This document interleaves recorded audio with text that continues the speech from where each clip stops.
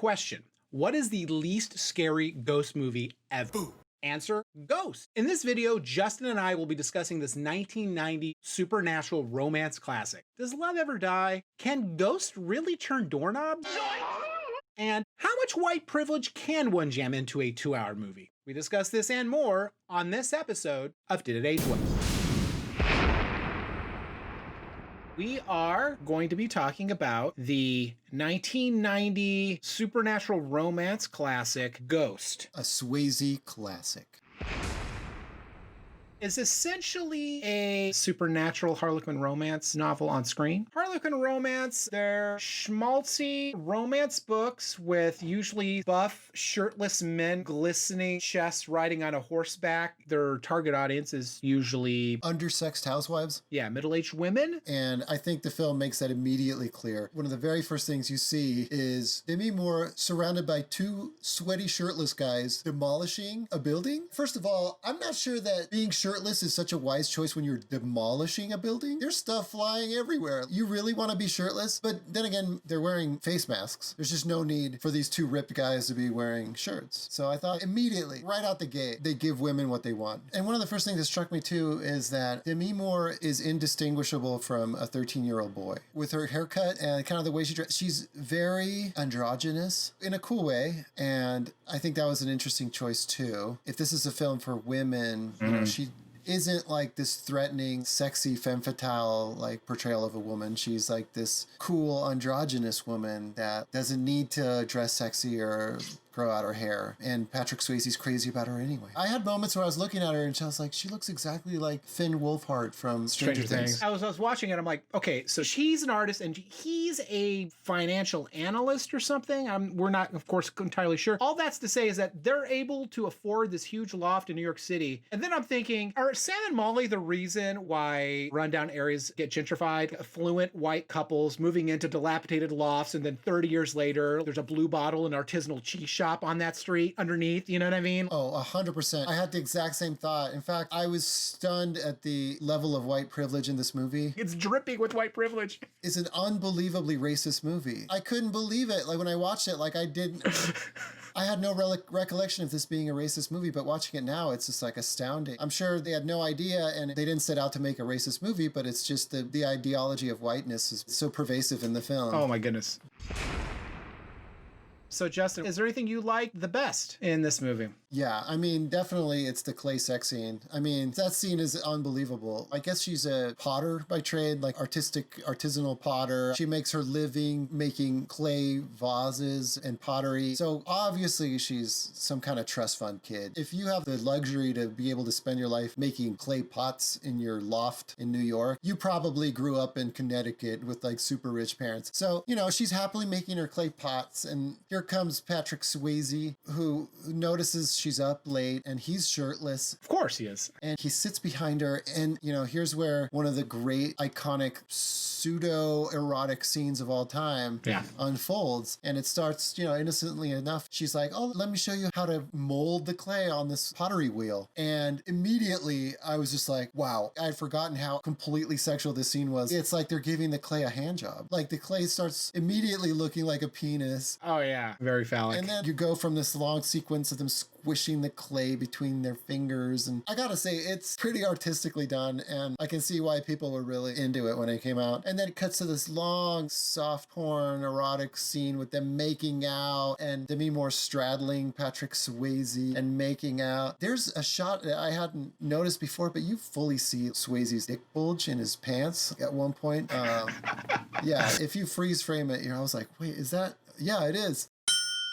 So yeah, I mean, again, this goes back to your assessment that this is a Harlequin romance come to life, because fully, again, completely gratuitous. It's just to kind of satisfy the gaze and desire. 100%. I mean, pottery scene is very iconic. And of course, I remember back in 1990, that was essentially how they marketed this movie, is that pottery scene with the Righteous Brothers on the radio all the time. That scene is so iconic that it's been parodied multiple times across different media. You'll find it in, I believe, Naked Gun. Leslie Nielsen does a parody of it that's amazing. And it was also parodied on 2.5 Men. I have to say, watching it now, the entire thing feels totally forced and staged. It almost felt contrived to the point where it felt like a marketing decision. And you are absolutely right. It was a really long love scene, a little bit too long. I will say I was impressed with Demi Moore's pottery skills. Like, she's clearly knows how to create pottery on film, and I'm curious if she had to train for that. How long did she have to spend learning how to,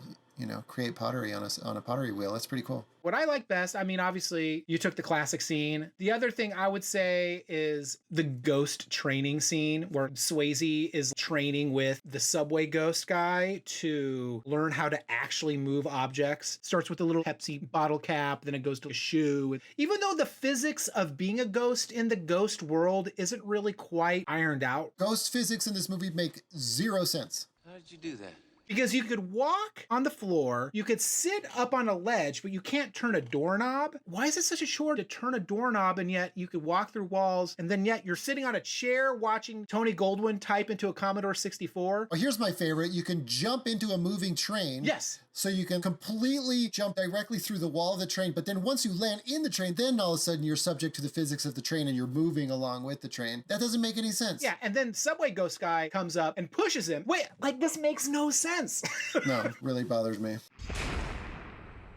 Justin and I will probably have similar things of what we like the least, but you go first, Justin. I wasn't expecting to find all these things I didn't like about this movie. I thought it was going to be a fun, gratuitous, supernatural romance. The level of white privilege and unconscious racism that happens in that movie is crazy. So I started to get a feel for it when they started introducing the characters Sam Wheat and Karl, who are these two white bros that are working on Wall Street. They have these financial jobs and they're walking to work together. They're like admiring the red Ferrari. Oh, someday I'm going to have one of those. Mm-hmm. And they get into this crammed elevator, and these two total yuppie douchebags start joking about spreading a disease in a crowded elevator. Bro-ish elevator humor about testicular rash. He was talking about a rash on his balls. Yeah, he starts coughing, and they do this whole joke, making everybody uncomfortable because they're two white bros. They can do whatever they want. Yeah. And then Molly and Sam in this beautiful New York loft, such a privileged life. Demi Moore at one point turns to Sam and says, "You lead a charmed life." You lead a charmed life. And it's true. They are such privileged people. Yep. And then it all takes a turn, of course, when they go see a play late at night. It's very Batman-esque, right? They're walking home through a scary New York street on their way home from the theater, and they run into the scary dark man, right? Suddenly, the black man comes out of the shadows to attack them. In this case, a black Puerto Rican man. Willie Lopez. And then, of course, Sam tries to be the hero, like a white privileged asshole. Yep. There's no reason that he had to fight this guy with a gun. That was just a stupid decision. That just shows you Sam's hubris. He could have just given this guy what he wanted and been fine, but he tried to be a hero and he got killed. And immediately we're introduced to the supernatural world because Swayze sees his dead body lying in his lover's arms, and then the plot really comes down to Swayze figuring out how he died, what happened. He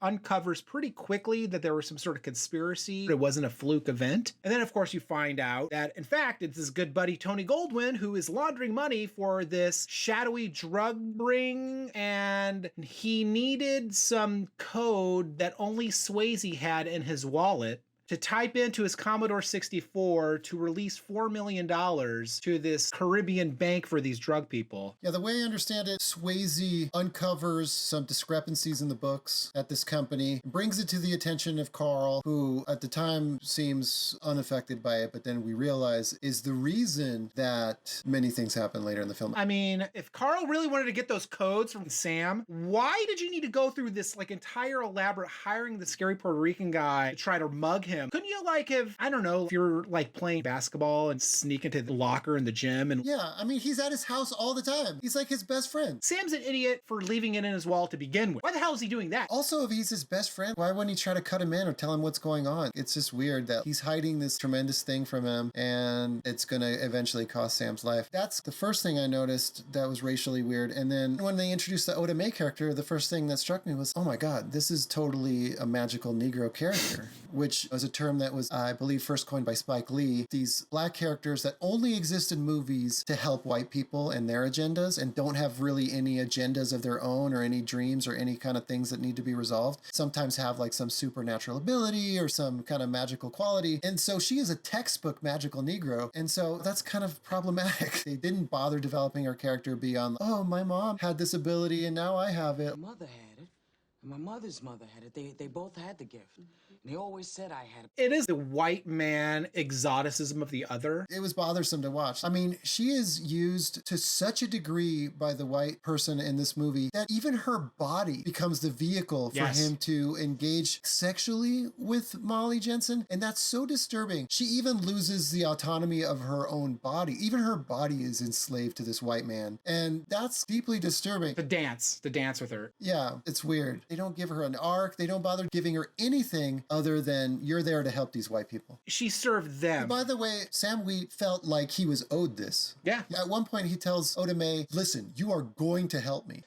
You are going to help me. And then he sits in her apartment and basically harasses her. He annoys her to death. It's like, what a privileged asshole. It's like, dude, you're dead. I'm sorry that you died. Yes. What are you doing bothering this person? You know, because he needs to let Molly know that Willie Lopez, scary Puerto Rican guy, is going to come after her. Of course, they have to have that moment when he's in the apartment. He sees her undressed. At that point, he thinks Willie is going to come in and rape her. Because, of course, you know, the scary Puerto Rican guy is also a rapist. Yeah, it's like, oh my God, of course. Another stereotype. You're going to go there. But I was also thinking, if you're Willie Lopez and you just kill this guy, I mean, it's not like Molly didn't see Willie Lopez. She saw him, didn't she? Yeah. If you're Willie Lopez, would you try to kill her? Right. Cover his tracks. Yeah. She's a witness to the murder. Just after we find out Karl is the villain, he shows up at Molly's loft to comfort her. And he's like, oh, can I get a little more cream in my coffee? And as she turns around to get the cream, he like spills it on his shirt so he could take off his shirt to expose his ripped torso. It's an amazing scene. I have that same note because I'm thinking, who does that? Who just takes their shirt off? Normal people, if they got a coffee stand on their shirt, they were like, excuse me, I'm gonna go to the bathroom and clean this up. But no, he takes his shirt off and just sits there. That's amazing. And then he goes and sits next to Demi Moore and then, of course, kisses her. Yeah, what an asshole is she? Her boyfriend, almost fiance, just died, and she's like immediately making out with his best friend. Like, what, a week later? I honestly thought that her character of Molly was so one note and had basically no agency at all. It was really disappointing. Yes. I mean, in her defense, she did propose to her boyfriend in that scene. Basically, moments before he's murdered, she's like, we should get married. He's like, what? You never say I love you. Yeah, I do. No, you say ditto. I say it all the time. I feel No, like... you don't. You say ditto, and that's not the same. So dumb. The other thing I thought about is the complete absence of the police in this movie, except for like one scene. A very young Stephen Root. But I'm thinking Molly witnessed the murder happen, and most people would be completely traumatized by that, understandably. And she's contemplating going to the cops because she thinks that after Oda Mae tells her about Willie Lopez. And I'm thinking to myself, you're in mourning. Your partner just died. If someone gives you information like, hey, I heard that person X killed your partner, I'm calling the cops immediately. Immediately calling the cops. Whoopi has to beg her. Yeah, like, why are you debating it? Well, shouldn't I go to the cops? Like, what are you talking about? And then Karl is pissed. So transparent. Karl, pretending to be a friend, is like, oh, you don't need to go to the cops. What are you talking about? This makes zero sense. Completely transparent. If Molly had 5 brain cells in her brain, she would realize, wait a minute, why are you trying to convince me not to go to the cops? I know. Wait a minute. Not a very smart character. A couple other things I'm going to say before we wrap up. This movie was directed by Jerry Zucker, the same guy who directed Airplane. And another thing, this movie is what made Demi Moore a superstar. Demi Moore was in St. Elmo's Fire and About Last Night and One Crazy Summer in the 80s. And Demi Moore really peaked in the 90s too, but this was the beginning of the huge run for Demi Moore. And she was nominated for a Golden Globe for this movie. This movie was immensely successful. Absolutely. Extremely successful at the box office. Won 2 Academy Awards, including Whoopi Goldberg for Best Supporting Actress. Yeah. I mean, I guess I can see why this movie had broad appeal. Again, it was sexy in a way that was daring. Mm-hmm. You know, Patrick Swayze is a very charismatic star. I will say, though, as far as story goes, it's very creative. Conceptually, this could have been a really cool movie. This could have been a really cool story to tell. The idea of a ghost coming back to warn her lover and to avenge his own murder is cool. I love that. Conceptually, that's great. Give me another one of these movies. I feel like Hitchcock could have done a really cool movie like this. Mm-hmm. But yeah, watching this again was highly disappointing. Ghost. Did it age well? Even though it is a Harlequin romance, the problematic things that it does with race and white privilege just did not age well. Yeah, I agree. Again, I go back to this conceptually is a really cool idea, Yeah. a really cool concept. Unfortunately, culturally speaking, it's very problematic. I don't think it aged well. Thanks everybody for watching. This is Did It Age Well? If you liked the video you saw, please like and subscribe down below. We also do this other show called Film School. We have really cool guests that come on. So we had a really great film professor. We had a really great expert on Batman history. And so getting to talk to fellow film nerds is always fun. So yeah, if you want to see more content like this, please like and subscribe. It helps us a lot. Thanks everybody. Bye.